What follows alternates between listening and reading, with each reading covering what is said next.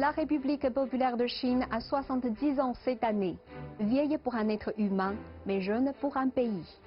Depuis la politique d'ouverture et de réforme il y a 41 ans, la croissance économique de la Chine a été impressionnante et même spectaculaire, comme un adolescent dont la taille est de plus en plus grande.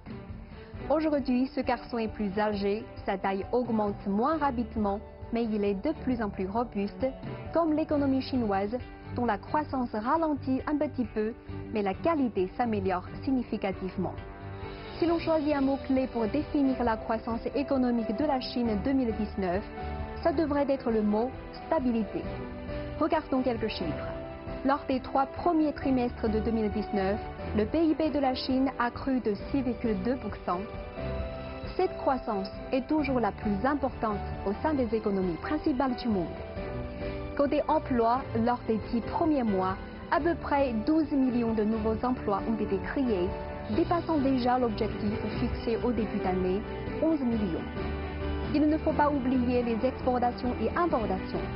Malgré la guerre commerciale en cours et sans issue pour l'instant, le montant des importations et des exportations de la Chine a augmenté contre la tendance de 2,4% pour atteindre 285 000 milliards de yuan. Quel chiffre!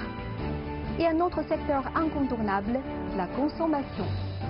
En Chine, nous avons une fête spéciale, le double 11, qui tombe chaque année le 11 novembre. Il s'agit d'un carnaval de consommateurs et de commerçants en ligne. Tout le monde profite ce jour-là de promotions pour les achats et les chiffres d'affaires réalisés sont très suivis par les observateurs et économistes car le double 11 est aujourd'hui un signe de la vitalité économique de la Chine. Regardons les chiffres. Cette année, rien que Tmall a réalisé un chiffre d'affaires de 268,4 milliards, 58,4 milliards de plus que l'année dernière. Pour réaliser les 10 premiers milliards de yuan, il n'a fallu que 1 minute et 36 secondes contre 2 minutes et 5 secondes en 2018. Cette année, la contribution de la Chine pour la croissance globale du monde est plus de 30%. L'économie chinoise contribue bien évidemment à la stabilisation économique du monde. Pour savoir l'état de santé d'une personne, il vaut mieux savoir s'il est robuste plutôt que sa taille. C'est pareil pour examiner une économie.